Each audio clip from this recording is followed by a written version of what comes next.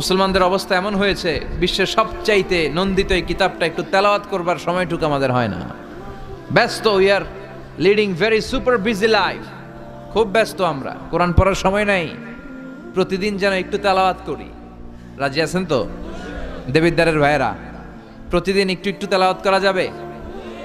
আরেকটা কথা সব জায়গায় আমি বলি, মাতৃভাষায় এই কোরআনটাকে আপনাদের জানতে হবে। You have to know the Holy Quran, the messages of the Holy Quran in your own mother tongue, in your own language, আপনার নিজ ভাষায়। আমাদের ভাষা কি? কথা বলেন, বাংলা। এই বাংলা ভাষায় যেন আমরা কোরআন পড়ি, কোরআন শিখি। কোরআন আল্লাহ কি জানাতে চাইলেন, কি শিখাতে চাইলেন, বাংলা ভাষায় যেন আমরা এটা শিখি, আত্মস্থ করার চেষ্টা করি। দেখবেন মসজিদুল হারামে শায়েখরা যখন নামাজ পড়ায়, শায়েখ আব্দুর রহমান আস-সুদাইস, উনি যখন আযাবের আয়াত পড়ে উনি কাঁদে, কাঁদে না? আবার মুসল্লিরাও পেছন থেকে কাঁদে। এর কারণ উনিও আযাবের অর্থ বুঝে, মুসল্লিরাও অর্থ বুঝে।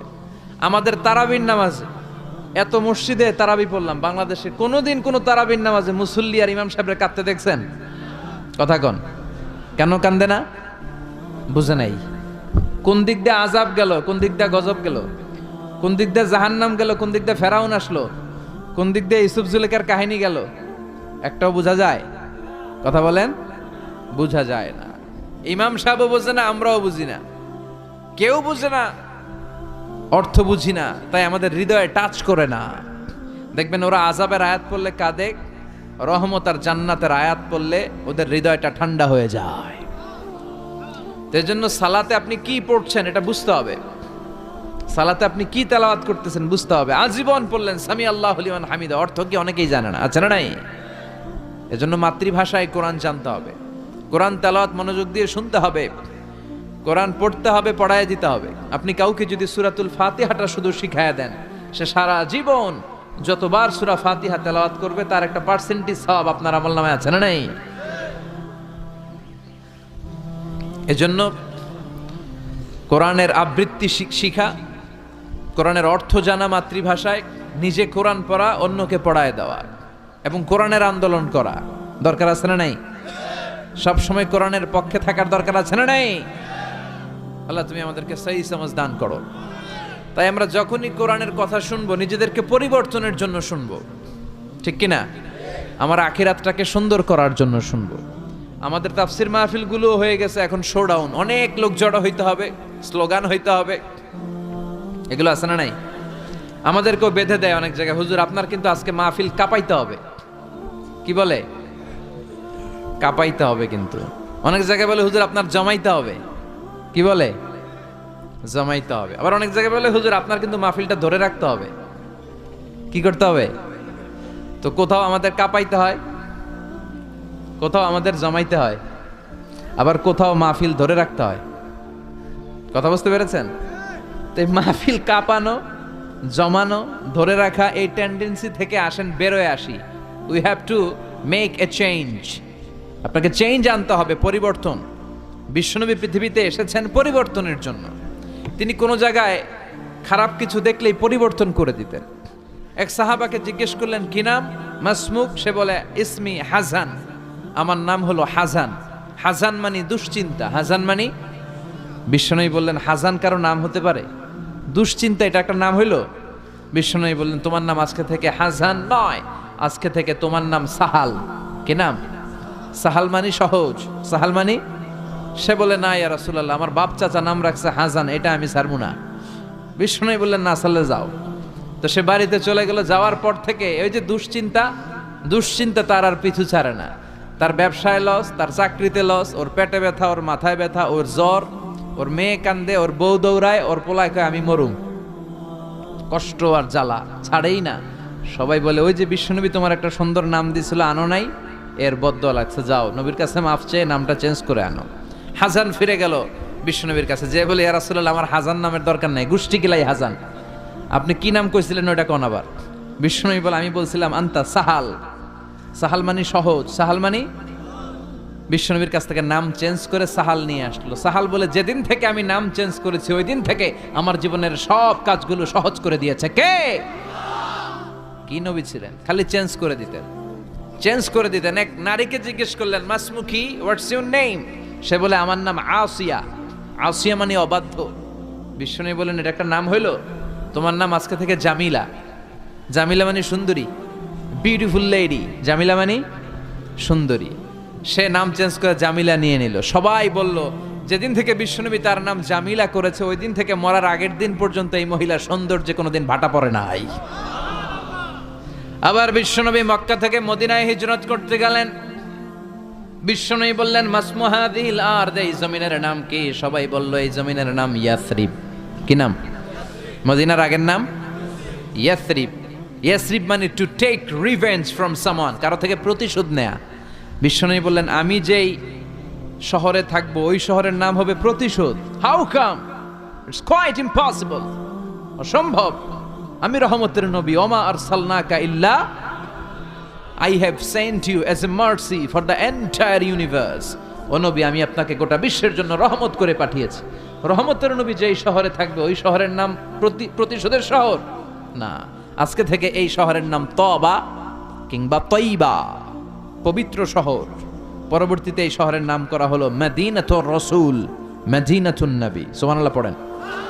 আবার বিশ্বনবী আরেক এলাকায় সফরে গেলেন। বললেন, মাসমু হাযিহিল আরদ, এই এলাকার নাম কি? সবাই বলে গাদিরা। কি বলে? গাদিরা। গাদিরা মানে আরদুন লা শাজারা ফিহি ওয়ালা নাবাত, এমন শহর যেই শহরে কোনো গাছ পালা, লতা পাতা, ঘাস জন্মায় না। বিশ্বনবী বললেন, এটা একটা নাম রাখছো তোমরা, গাদিরা। এই গদিরা নামের কারণেই তো এলাকায় কোনো গাছপালা হয় না, ওই এলাকায় কোনো গাছ হতো না। বিশ্বনবী বললেন, মিনাল ইয়াউম, আজকে থেকে এই এলাকার নাম গাদিরা নয়, আজকে থেকে এই এলাকার নাম আমি চেঞ্জ করে দিলাম খাদেরা। খাদেরা মানে সবুজ। খাদেরা মানে কি? বিশ্বনবী নাম চেঞ্জ করে দেওয়ার সাথে সাথে ওই এলাকায় ঘাস লতা পাতায় সবুজ শ্যামল হয়ে গেল। এজন্য পরিবর্তন লাগবে। We have to make a change. পরিবর্তন লাগবে। এই লোক দেখানো মানসিকতা থেকে আমাদের বেরিয়ে আসতে হবে। মাহফিল কাঁপানো, মাহফিল জমানো, মাহফিল ধরে রাখা, এগুলার কোনোদিন বলবেন? বলবেন? সব হবে আমাদের একজনের খুশির জন্য। তিনি কে?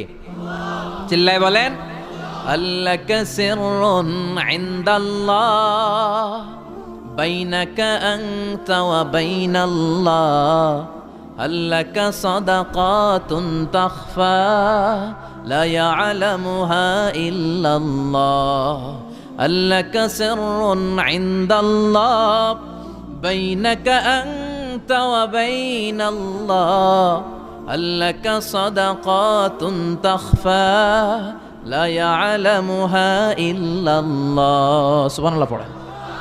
আল্লাকা সিররুন ইনদাল্লাহ বাইনাকা আনতা ওয়া বাইনাল্লাহ, তোমার আর তোমার আল্লাহর মধ্যে এমন কোনো গোপন বিষয় আছে নাকি যেটা আল্লাহ ছাড়া কেউ জানে না?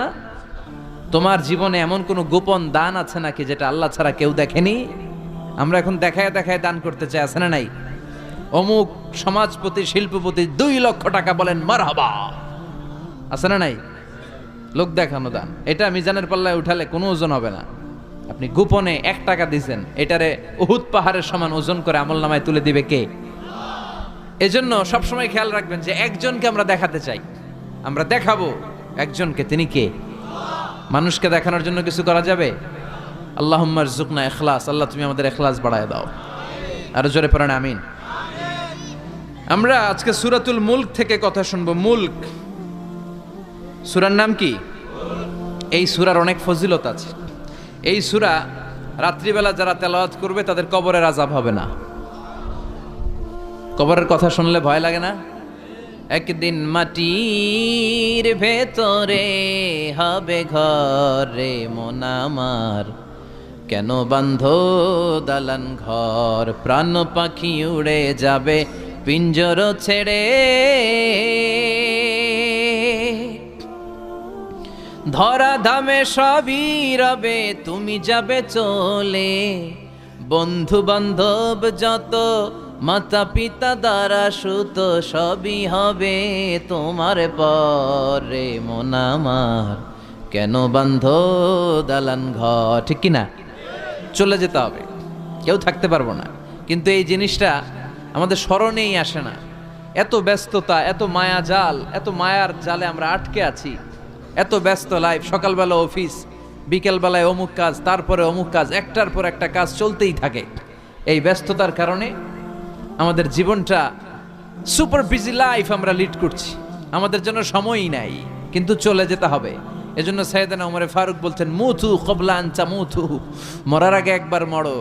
হাসিবু ক্বাবলা আন তুহাসাবু আলাইকুম, তোমার হিসাব নেওয়ার আগে তুমি তোমার একবার হিসাব নাও। আমাদের প্রত্যেকের নিজের একটা হিসাব আছে না নাই? কথা বলেন। নিজে খাতা কলমের মধ্যে একটু লিস্ট করবেন যে আমি জীবনে এই ভালো কাজ করেছি, এই খারাপ কাজ করেছি, আসলে আমার অবস্থানটা কই হওয়া উচিত। নিজে খাটের মধ্যে একবার শটাং হয়ে মরার মতো শুয়ে থাকবেন, ভাববেন যে আমি মরে গেছি। ভাবেন না কি হবে, ছেলেমেয়েরা কান্না করবে, আত্মীয় স্বজন কান্না করবে, মাইকে অ্যানাউন্সমেন্ট হবে, অমুক এলাকার অমুক ভাই আমাদের মাঝে দুনিয়ায় নাই। বিশাল দেবিদ্বারের ময়দানে আপনার জানাজা হবে, খাটিয়াতে করে নিয়ে যাওয়া হবে। শুয়ে শুয়ে ভাববেন, আগে থেকে খুদে রাখা কবরে আপনাকে ফেলে বাঁশ দিয়ে উপরে মাটি চাপা দিয়ে চলে আসবে। অন্ধকার, শুধু অন্ধকার। এই অন্ধকার যেন শেষ হতে চায় না। This is the nature of life. এই তো জীবন। কথা বলেন ঠিক কিনা? তো এগুলো ভাবার দরকার আছে না নাই? বিশ্বনবী বললেন এই সূরাটা এমন সূরা, মানিআতুন মিন আযাবিল কবর। এই সূরা মুলক যারা তেলাওয়াত করবে তাদের কবরে কোনো আযাব হবে। আজকে থেকে সূরাতুল মুলকের তেলাওয়াত করা যাবে? পারা যাবে? পারা যাবে? আসেন না নিজেদেরকে একটু পরিবর্তন করি, আসেন না নিজেদের আমলের ঝুলিতে আরো কিছু বাড়াই, নিজেদের আমলগুলোকে সুন্দর করি, নিজেদেরকে আর একটু পরিচ্ছন্ন করি। প্রতিদিন রাতে সূরাতুল মুলক তেলাওয়াত করবেন ইনশাআল্লাহ। কইতে পারলেন না? 2 নম্বর ফজিলত শাফাআত লি সাহিবিহা। এই সূরা যারা তেলাওয়াত করবে, এই সূরা তেলাওয়াতকারীর জন্য আল্লাহর কাছে সুপারিশ করবে। 3 নম্বর ফজিলত খাসামাত আন সাহিবিহা। এই সূরাটা কিয়ামতের দিন এই সূরার তেলাওয়াতকারীর পক্ষে আল্লাহর সাথে তর্ক করবে, ডিবেট করবে। কতক্ষণ? হাত্তা আদখালাহুল্লাহুল জান্নাহ, যতক্ষণ না আল্লাহ তাআলা এই লোকটাকে জান্নাতি বলে ঘোষণা না দেয়। আল্লাহ যতক্ষণ অ্যানাউন্স করবে he is from paradise, he will enter the paradise, আমার এই বান্দা জান্নাতে ঢুকবে, এই সার্টিফিকেট দেওয়ার আগ পর্যন্ত এই সূরা সামনে দাঁড়ায় আল্লাহর সাথে তর্ক করতেই থাকবে। আবার বিশ্বনবী বলেন, মান ক্বারা বিহা ফি লাইলাতিন ফাকাদ আকসারা ওয়া আতাবা। রাত্রি বেলায় যেই ব্যক্তি এই সূরাটা তেলাওয়াত করবে তার রাত্রিটারে বরকতময় করে দিবে কে? এজন্য বিশ্বনবী বলতেন, আমি চাই আমার প্রতিটা উম্মতের হৃদয়ে এই সূরাটা গাথা থাক। আমার নবী চাইতেন আমাদের অন্তরে যেন এই সূরাটা মুখস্থ থাকে। আমরা চাই না? 30টা মাত্র আয়াত। কয় আয়াত? সবাই বলেন কয় আয়াত? প্রতিদিন এক আয়াত মুখস্থ করলে আমাদের পুরো সূরাটা মুখস্থ করতে লাগবে কয়দিন? 30 দিন। 1 মাসের চেষ্টায় সূরাটা মুখস্থ করা যাবে না? দেবিদ্বারের ভাইয়েরা, করা যাবে? আওয়াজ করে পড়েন ইনশাআল্লাহ।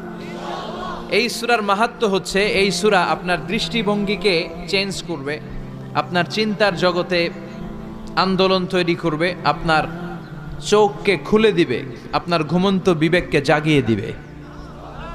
বিশেষ করে যারা স্রষ্টা নিয়ে সন্দেহে থাকে তাদের জন্য এটার ভিতরে ডোজ আছে, মেডিসিন আছে।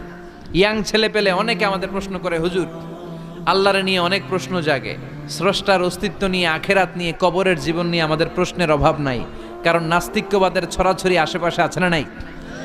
ইয়াং যারা আছে তোমাদেরকে একটা বই পড়ার সাজেস্ট আজকে আমি করে যাই। বইটার নাম অনেকে জানে, প্যারাডক্সিক্যাল সাজিদ। কি নাম? লেখক হচ্ছে আরিফ আজাদ। লেখক কে?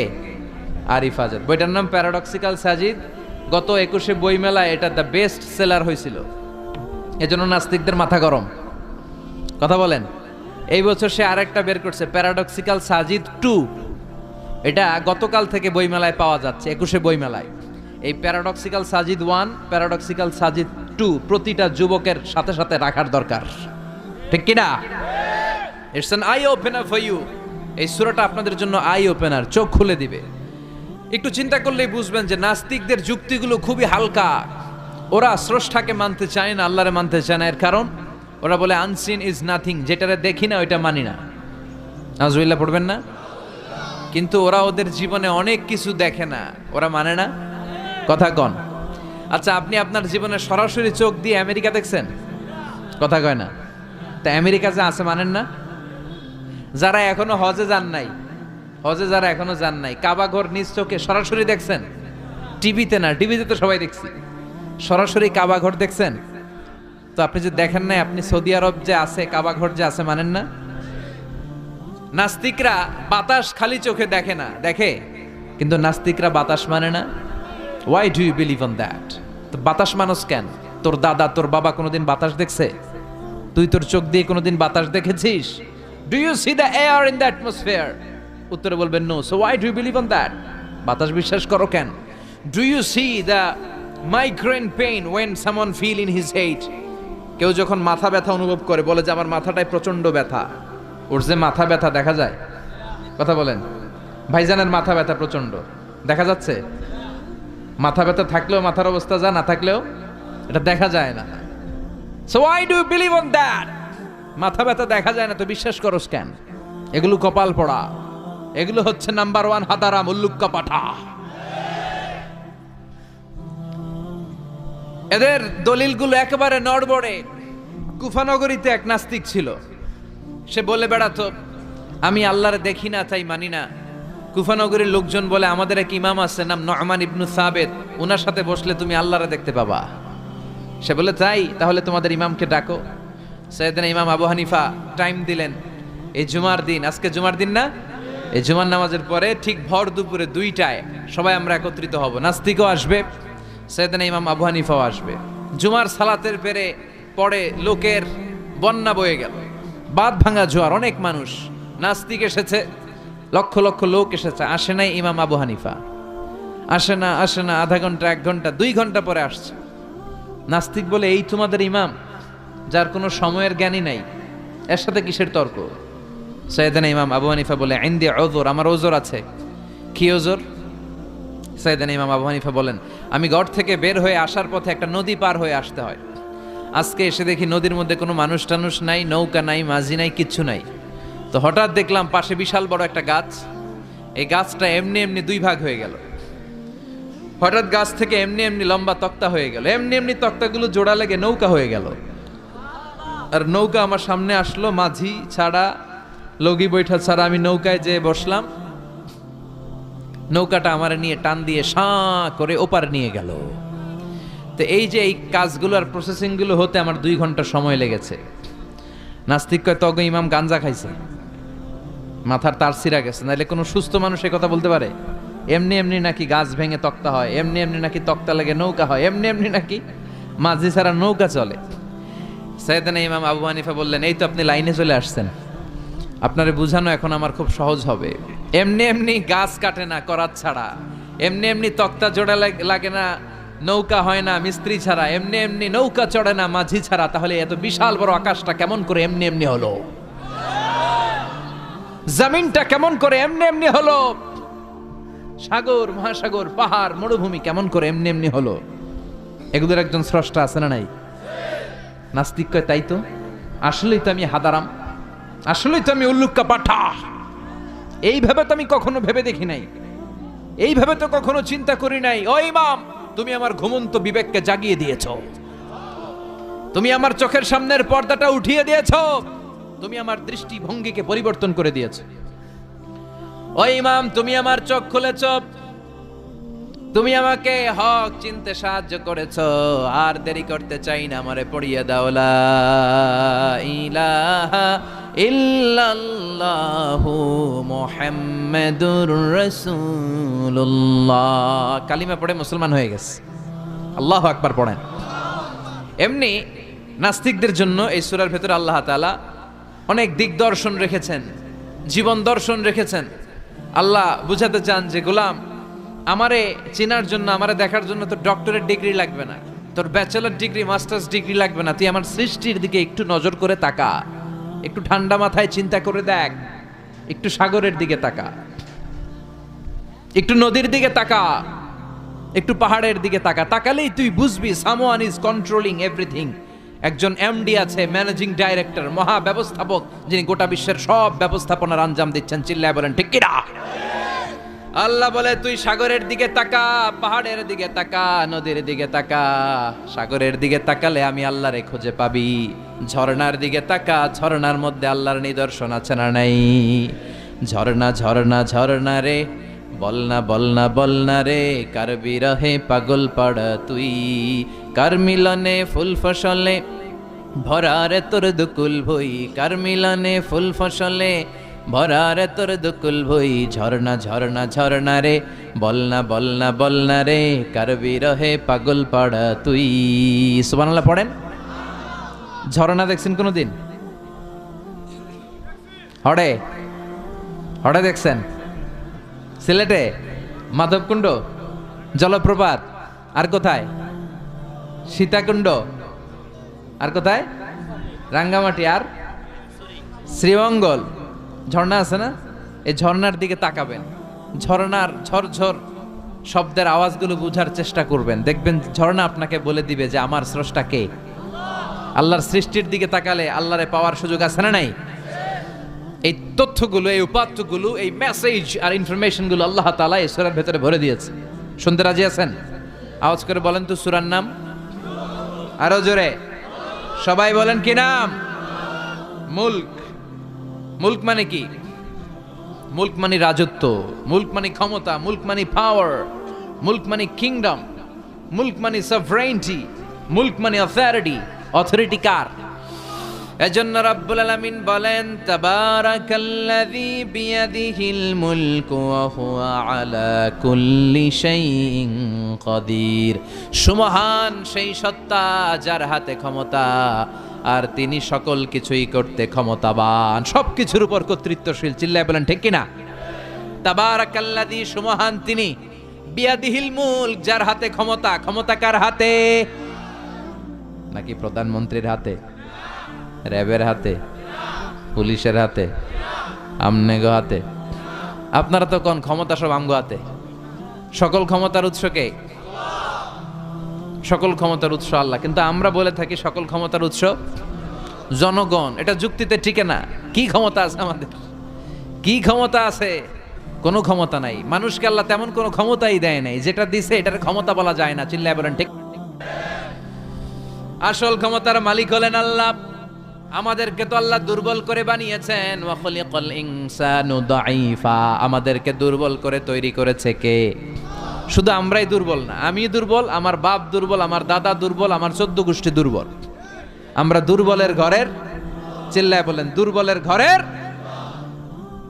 সেই দুর্বলের ঘরের দুর্বল কয় আমরা সব ক্ষমতার উৎস। কি ক্ষমতা আছে আমার? আজকে মাহফিলের প্যান্ডেলের পেছন থেকে বলে, কেউ যদি বলে ওঠে হুজুর সাপ, কি বলে? সব দৌড়।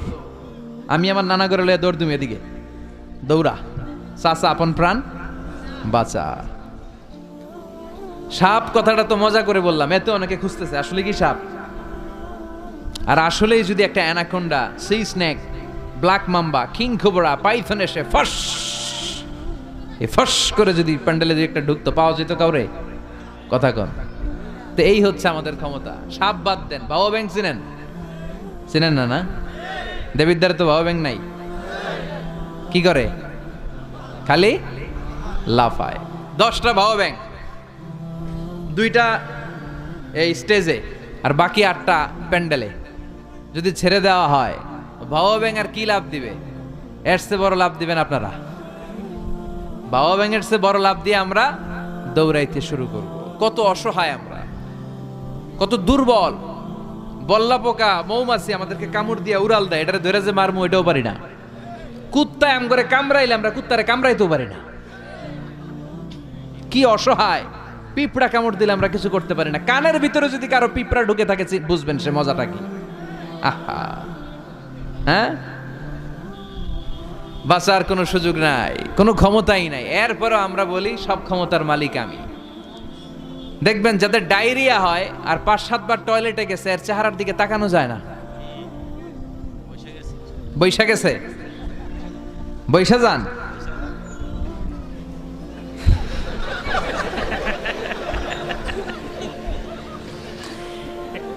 তো এই হইল আমাদের অবস্থা।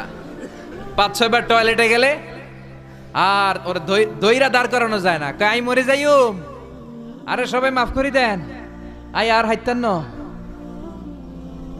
আমি পারবো না, আমার মাফ করে দেন। পারবি না কেন? তুই না ক্ষমতার উৎস।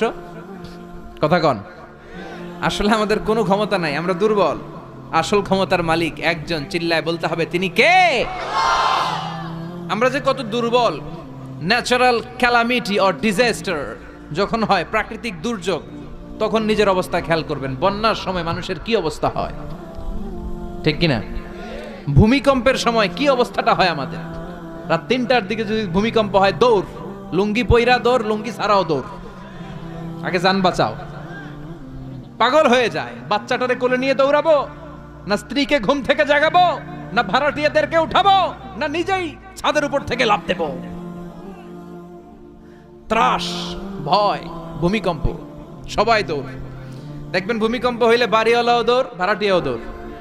নাকি ভাড়াটিয়ারা দৌড়ায়, বাড়িওয়ালারা দৌড়ায় না? কথা কন। ডোনাল্ড ট্রাম্প যে বিল্ডিং এ থাকে ওইটাতে ভূমিকম্প হইলে ডোনাল্ড ট্রাম্প তো দৌড়াবে না? না, ডোনাল্ড ট্রাম্পও দৌড়াবে। আমি কিছু টেলিভিশনের লাইভ প্রোগ্রাম দেখেছি, ওখানে উপস্থাপক আর অতিথিরা ক্যামেরা ট্যামেরা মেকআপ টেকআপ নিয়ে বসছে। একটু পরে শুরু হয়েছে ভূমিকম্প, মাইক থুইয়া দিয়া উপস্থাপক দৌড়। তো যেহেতু মেকআপ টেকআপ একেবারে ক্যামেরা ট্যামেরা সব সেটিং, অতিথিরা ওঠে না, একটু পরে আবার নাড়াচাড়া, এবার অতিথিও দৌড়। বাঁচার জন্য সব দৌড়। এই হচ্ছে আমাদের ক্ষমতার দৌড়াত্ম। এরপরও আমরা বলি আমরা নাকি ক্ষমতার উৎস। তুফান হলে, এইখানে একটা তুফান হলে 70 কিলোমিটার বেগের জাস্ট বাতাসটাকে যদি আল্লাহ এর তীব্রতা যদি বাড়িয়ে দেয়, সব দৌড় আমরা। কথা কন। আল বাহরু জুনদুম মিন জুনুদিল্লাহ, আর রিহু জুনদুম মিন জুনুদিল্লাহ। বাতাস আল্লাহর সৈনিক, আগুন আল্লাহর সৈনিক, তুফান আল্লাহর সৈনিক। চিল্লা এখন ঠিক কিনা? 2004 সালের সুনামির কথা ভুলে গেছেন? ইন্দোনেশিয়া একটা প্রদেশ আছে, বান্দা আছে, এক ধাক্কায় 3 লক্ষ সাগরের ভেতরে। জাপানের কান্টো শহরে 1 লক্ষ নয়, একটা ধাক্কায়, কয়েক সেকেন্ডের ব্যবধান। একটু আগে নাচানাচি করতেছিল, দুম্মা চলে দুম, একটু পরে সব হয়ে গেছে দুম দুম। একেবারে সাইজ করে ফেলছে কে? আহা, কোনো ক্ষমতা নাই। ক্ষমতার মালিক কে? এজন্য রাব্বুল আলামিন বলেন, তাবারাকাল্লাযী বিয়াদিহিল মুলকু ওয়া হুয়া আলা কুল্লি শাইইন কাদির। সুমহান সেই সত্তা যার হাতে ক্ষমতা, ক্ষমতা কার হাতে? কক্সবাজারে দেখবেন একটা দ্বীপ আছে, একমাত্র দ্বীপ যেটাতে পাহাড় আছে, নাম মহেশখালী। ওইখানে বৌদ্ধদের স্বর্ণ মন্দির আছে। ওখানে তুফান টুফান শুরু হইলে বৌদ্ধরাও জিকির করা শুরু করে দেয় আল্লাহর। সুবহানাল্লাহ কইবেন না? তুফানে পড়লে দেখবেন হিন্দু, বৌদ্ধ, আস্তিক, নাস্তিক সবাই জিকির করে একজনের, চিল্লায় বলেন তিনি কে? আমরা মাঝে মাঝে আমাদের প্রোগ্রাম স্কেডিউল এত টাইট থাকে, মাঝে মাঝে আমরা প্লেনে, হেলিকপ্টারে এক জেলা থেকে আরেক জেলায় যাই বাধ্য হয়ে। সিলেটে প্রোগ্রাম, কক্সবাজারে প্রোগ্রাম, ওই অমুক জায়গায় প্রোগ্রাম, তো ফ্লাইট ধরা লাগে। তো আমরা আভ্যন্তরীণ ফ্লাইটে চড়ে চড়ে আমরা যাই। তো আমরা যখন যাই, ওখানে কিছু এয়ার হোস্টেস থাকে বিমানের ভেতরে, এদেরকে বলে বিমানবালা। খুব সুন্দরী স্মার্ট নারীদেরকে তারা রিক্রুট করে, নিয়োগ দেয়। এদের যদি 3-4টা সন্তান হয়ে যায়, এদেরকে আবার চাকরিতে রাখে না। সৌন্দর্যটাই যাদের পুঁজি। তো এরা লিপস্টিক মেখে, পারফিউম মেখে, মেকআপ করে, ভেরি বিউটিফুল লেডি। ওরা আসে, এসে আমাদেরকে খাবার টাবার দেয়, ইনস্ট্রাকশন দেয়। তো বিমানটা, আভ্যন্তরীণ বিমানগুলো বাংলাদেশের ভেতরে যেগুলো চলে, এগুলো 14 থেকে 15,000 ফিট উপরে ওঠে। তো বিমানটা প্রথমে রানওয়েতে ট্যাক্সি করে, মানে বিমান যখন মাটিতে চলে এটাকে বলে ট্যাক্সি। কি বলে? ট্যাক্সি ছেড়ে যখন উপরে ওঠে এটারে বলে টেক অফ। কি বলে? তো এটা যখন বিমানটা যখন টেক অফ করবে, তখন দেখলাম এই এয়ার হোস্টেসগুলো, যেগুলোর পর্দা নাই, হেজাব নাই, শালীনতা নাই, মাইক্রোফোন হাতে নিয়ে ঘোষণা দিচ্ছে, ভদ্র মহিলা এবং ভদ্র মহোদয়গণ, আপনারা আপনাদের সিট বেল্টগুলো বেঁধে নিন। এখনই আমাদের উড়োজাহাজটি শাহজালাল আন্তর্জাতিক বিমানবন্দর থেকে শাহ আমানত বিমানবন্দরের উদ্দেশ্যে 15,000 ফিট দিয়ে উড়ে যাবে। এরপরে পড়তে শুরু করে আল্লাহ আকবার, আল্লাহ আকবার, আল্লাহ আকবার। তো আমি উল্টা ঘুরে তাকাইলাম, কি রে এই মাইয়া আল্লাহ আকবার কয় কেমনে? ঘুরে দেখি হাতের মধ্যে এরকম কাগজ, এই কাগজ থেকে দেখে দেখে পড়তেছে। উচ্চারণ কিন্তু আমগো মতো না, পড়তেছে আল্লাহু আকবার, আল্লাহু আকবার, আল্লাহু আকবার, সুবহানাল্লাযী সাখখারা লানা হাযা। পুরো দোয়াটাই পড়ছে, ওমা কুন্না লাহু মুকরিনিন ওয়া ইন্না ইলা রাব্বিনা লামুনকালিবুন। তো আমি হিসাব মিলালাম, ঘটনা কি? লিপস্টিক, মেকআপ, সুটেড, বুটেড, পারফিউম মাখা, হিপ হপ স্টাইলের মেয়ে, এরা আল্লাহু আকবার পড়ে কেন? তো তখনই খেয়াল করে দেখলাম যে বিমানটা এখন ছাড়ছে, জমিন ছেড়ে দিয়ে 15,000 ফিট উপরে যাচ্ছে। ওরা খুব ভালো করেই টের পায়, এই 15,000 ফিট উপরে যখন বিমান থাকবে, ওরে বাঁচানোর কেউ নাই, ওকে রক্ষা করার কেউ নাই। তখন ওর কোনো পাওয়ার নাই, কোনো ক্ষমতা নাই, চিল্লায় বলেন ঠিক কিনা। তখন কোনো সিকিউরিটি নাই। আহা কি দুর্বল মানুষ। বিমান বাঁকা হয়ে গেলে সবাই চিল্লায় বাঁচাও। যদি জিজ্ঞেস করেন কে বাঁচাবে, বলবে হুজুর আপনি বাঁচান। আছে না নাই? দুর্বল। আসল ক্ষমতার মালিক হলো একজন, চিৎকার করে বলতে হবে তিনি কে। এজন্য রাব্বুল আলামিন বলেন তাবারাকাল্লাযী বিয়াদিহিল মুলকু ওয়া হুয়া আলা কুল্লি শাইইন কাদির। সুমহান সেই সত্তা যার হাতে ক্ষমতা। ক্ষমতা কার হাতে? আমাদেরকে আল্লাহ ক্ষমতা দিয়েছেন ঠিক, এটা সাময়িক, লিমিটেড, তবে আনলিমিটেড ক্ষমতার মালিক কে? এই যে আমাদের মাননীয় প্রধানমন্ত্রী শেখ হাসিনা নতুন টার্মের জন্য আসছে না? কয় বছর? 5 বছর। কোন দেশে আসে 10 বছর, কোন দেশে 15 বছর। তো এই যে আল্লাহ ক্ষমতার চেয়ারে বসে, আল্লাহ আসছে কয় বছরের মেয়াদে? কথা বলেন। 50 বছর, 100? হ্যাঁ, কয়দিন থাকবে উনি? আজীবন। রব্বুল আলামিন বলেন হুয়াল আউয়ালু ওয়াল আখিরু ওয়াল যাহিরু ওয়াল বাতিন ওয়া হুয়া বিকুল্লি শাইইন আলিম। আল্লাহ বলে আমি প্রথম, আমার আগে কেউ নাই। ঠিক কি না? ওয়াল আউয়ালু ওয়াল আখির, আমি শেষ, আমার পরে কেউ নাই। আমি প্রকাশ্য, আমি গোপন, সূচনাহীন, অতীত কাল থেকে আমি আল্লাহ ক্ষমতার চেয়ারে বসা, সীমাহীন, ভবিষ্যৎহীন, শেষহীন, ভবিষ্যৎ পর্যন্ত ক্ষমতার চেয়ারে বসে থাকবে কে? আল্লাহ বললেন আমি প্রথম, আমি শেষ। প্রথমে কে? চিল্লায় বলেন। প্রথমে কে? শেষে কে? প্রথমে আল্লাহ আল্লাহ, শেষেও আল্লাহ আল্লাহ, আকাশে আল্লাহ আল্লাহ, জমিনে আল্লাহ আল্লাহ। সবাই পড়েন। প্রথমে আল্লাহ আল্লাহ, শেষেও আল্লাহ আল্লাহ, আকাশে আল্লাহ আল্লাহ, জমিনে আল্লাহ আল্লাহ। নিখিল জাহান গায়ে গুণগান, তার নামে গায় আমরাও গাহি তাআলা, হামদে বারি তাআলা, হামদে বারি তাআলা, হামদে বারি তাআলা। সুবহানাল্লাহ পড়েন। তিনিই প্রথম, তিনিই শেষ, তিনি চিরকাল ক্ষমতার চেয়ারে বসে থাকবেন। চিল্লায় বলেন ঠিক কিনা। আবার পৃথিবীতে অনেক দেশে দেখবেন ডেমোক্রেটিক সিস্টেমে ক্ষমতায় আসে, মানে ভোটে জিতে, যেমন আমাদের দেশ। তো আল্লাহও তো ভোটে জিতে আসছে না? আল্লাহ ভোটে জিতে আসছে। অনেক দেশে মোনার্কি সিস্টেম, মানে রাজতন্ত্র, রাজার পোলা রাজা, আল্লাহর বাপ ছিল রাজা, এই জন্য আল্লাহও রাজা। এরকম আল্লাহ চিরকাল, আজীবনের মেয়াদ নিয়ে তিনি ক্ষমতার চেয়ারে বসা। চিৎকার করে বলেন ঠিক কিনা। আবার পৃথিবীর অনেক দেশে দেখা যায় আন্দোলন করে সরকারকে ক্ষমতার চেয়ার থেকে নামানো যায় কি যায় না? পৃথিবীতে এরকম হয়েছে না অনেক জায়গায়? আন্দোলনের ঠেলায় সরকার কয় আমি নাই। আবার মাঝে মাঝে মিলিটারি কু হয়, সেনা বিদ্রোহ, জানেন না আপনারা? তা আমরা পৃথিবীর 700 কোটি মানুষ সবাই মিলে যদি আল্লাহর বিরুদ্ধে আন্দোলনে নেমে যায়, তাইলেই তো আল্লাহর ক্ষমতা শেষ। যাবে না? 700 কোটি মানুষ মিলেও পারা যাবে না।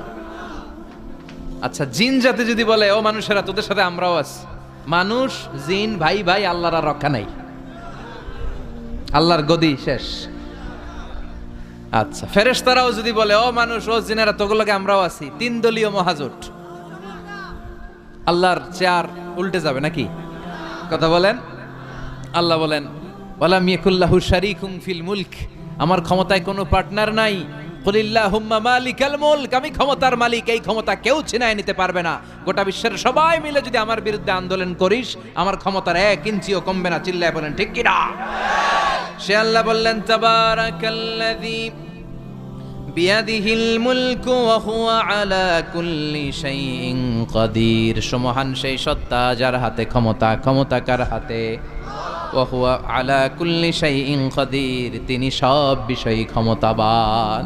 ফাআলুল লিমা ইউরিদ, যা চান তিনি তাই করতে পারেন। তিনি কে? তিনি পাহাড়কে দরিয়া করতে পারেন, দরিয়াকে পাহাড় করতে পারেন, ধনীরে গরিব বানাতে পারেন, গরিবরে ধনী বানাতে পারেন, সম্মানিতকে অপমানিত করতে পারেন, অপমানিতকে সম্মানিত করতে পারেন। চিৎকার করে বলেন ঠিক কি না। তিনিই ক্ষমতার মালিক। সকল ক্ষমতার উৎস হচ্ছেন তিনি। সকল ক্ষমতার উৎস আমরা জনগণ। আর কোনোদিন বলবেন? দেবিদ্বারের ভাইরা, তাহলে চিল্লায় বলেন তো সকল ক্ষমতার উৎস কে?